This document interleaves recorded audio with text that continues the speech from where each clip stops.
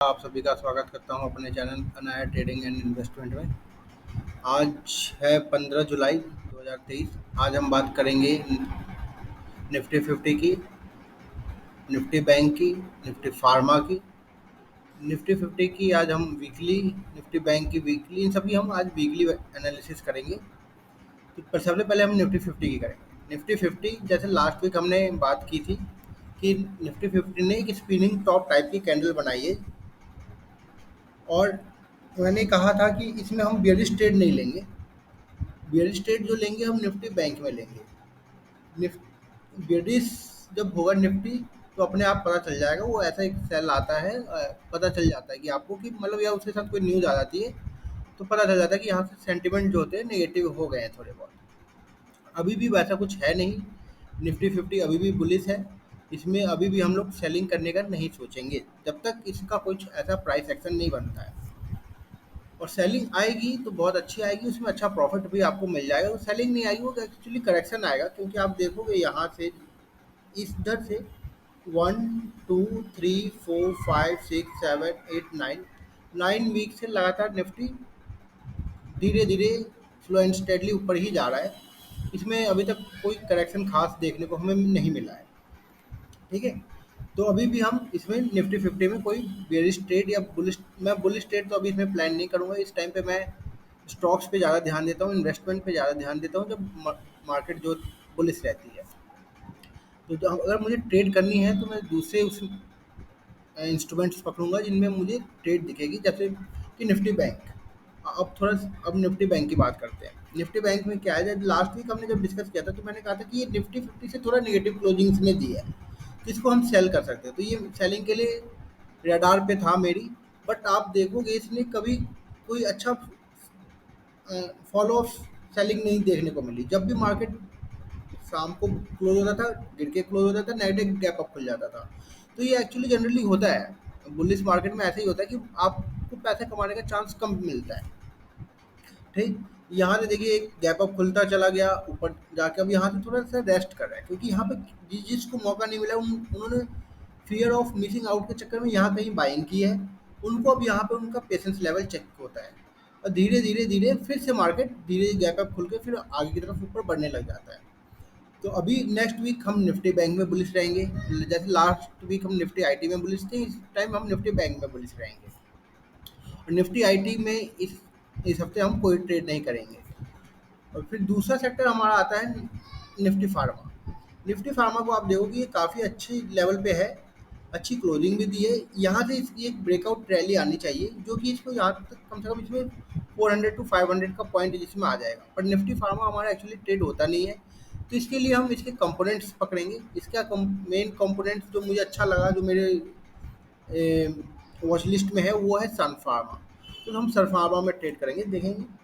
इस सन फार्मा देखिए पहले एक हाई यहाँ बनाया, दूसरी बार यहाँ चेक किया, ये इसको हम निगलेक्ट करेंगे, ये एक हाई बन गया। उसके बाद ये पहला चेकिंग, दूसरी बार इसने क्रॉस किया है। तो जनरली क्या होता है, दूसरे अटेम्प्ट में फेल हो जाता है, बट हम मोमेंटम को मिस नहीं कर सकते। तो हमारे लिए इसके लिए सबसे बेटर क्या रहता है, स्टॉप लॉस। जो भी ट्रेड करें विद द स्टॉप लॉस करें, क्योंकि स्टॉप लॉस ही भगवान है। लोग कहते हैं भाव भगवान छे, उसके बाद दूसरा भाव स्टॉप दूसरा भगवान स्टॉप लॉस है आपका ट्रेडिंग के मार्केट में, शेयर बाजार में। तो हम इसमें ट्रेड कैसे करेंगे, जैसे कि आपने देखा क्लोजिंग जो है थोड़ी डाइसी दी है इसने, बट ये क्लोजिंग वही, जैसा मैंने कहा कि ये क्लोजिंग जो होती है थोड़े जो यहाँ घुल जाते हैं उनको ठकाने के लिए होती है। ये सब इस तरीके की कैंडल्स वहाँ इसलिए बनते हैं, वहाँ पे उनका पेशेंस लेवल चेक किया जाता है।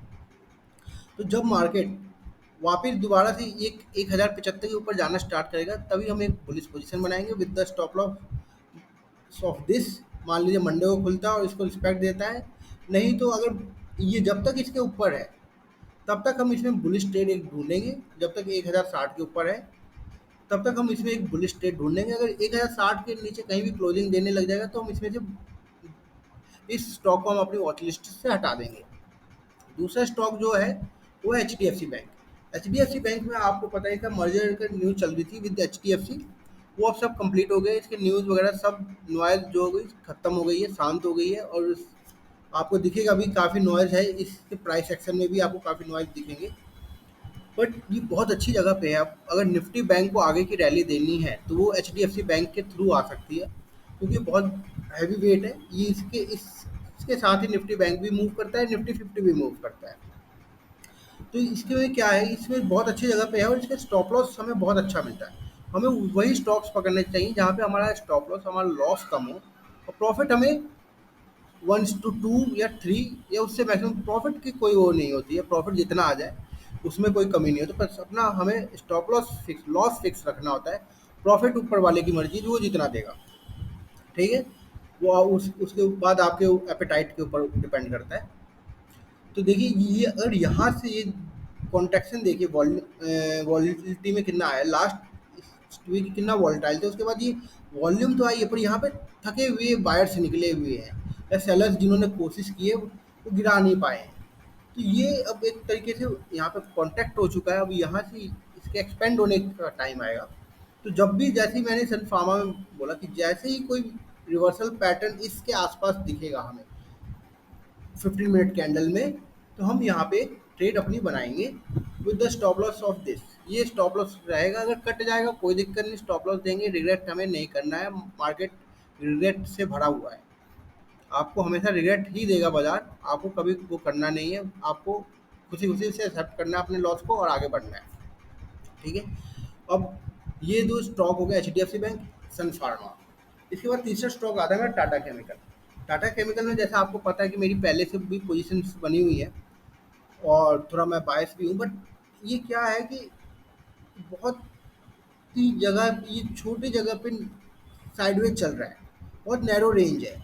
अब इस रेंज के टूटने का टाइम आया, क्योंकि निफ्टी भी अपने ऑल टाइम हाई पे है। तो क्या होता है कि जब मार्केट ऑल टाइम हाई पे रहता है तो सारे स्टॉक्स धीरे धीरे ऊपर जाते हैं, या फिर जो स्ट्रांग रहते हैं, जो फंडामेंटली स्ट्रांग रहते हैं, जिनके के अंदर कोई फंडामेंटल कोई दिक्कत नहीं होती है, उनके बिजनेस मॉडल में कोई दिक्कत नहीं होती। ये बस थोड़ा ऐसा क्या होता है कि मार्केट ने टाइम पास किया, ये स्टॉक ने टाइम पास किया यहाँ पे इस पूरे 1 साल 1.5 साल। क्यों? क्योंकि इसका आप पीछे आप जब देखोगे तो एक बहुत अच्छी रैली दिखेगी आपको। आपको दिखाता हूँ, ये देखिए, सॉरी क्या आ गया, आपको मंथली में दिखाता हूँ मैं, सॉरी इसमें बिगड़ गया। ये देखेंगे, ये स्टॉक तब से मेरे रडार में जब ये 300 पे ट्रेड हुआ करता था।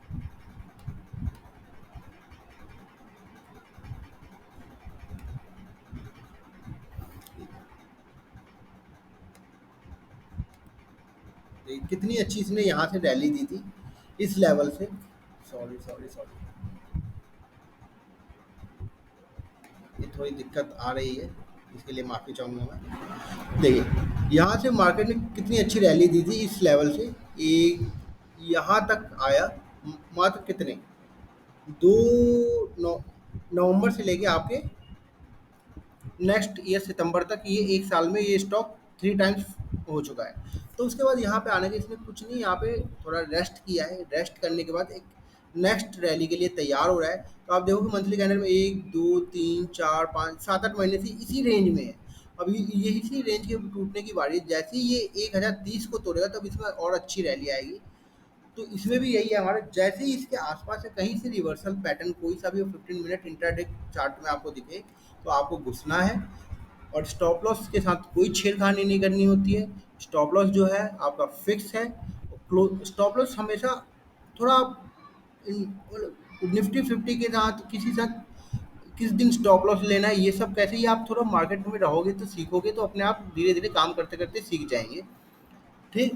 पर स्टॉप लॉस से कभी खिलवाड़ नहीं करना होता है। अगर मान लीजिए कोई न्यूज़ आ गई और मोमेंटम में डाउन जा रहा है आपका स्टॉक, आपका पोजीशन में लॉस हो रहा है, तो आप बेटर है उससे निकल जाए। नहीं तो आप उसमें इमोशनली साइकोलॉजिकली फंस जाएंगे और फिर आप उससे निकल नहीं पाते हैं, ठीक है। तो अभी के लिए इतना ही। अब फिर नेक्स्ट वीक हम बात करेंगे, वीकली एनालिसिस नेक्स्ट वीक करेंगे सैटरडे। अभी तक के लिए इतना ही, शुक्रिया, ta ta bye bye, thank you, धन्यवाद, हर हर महादेव।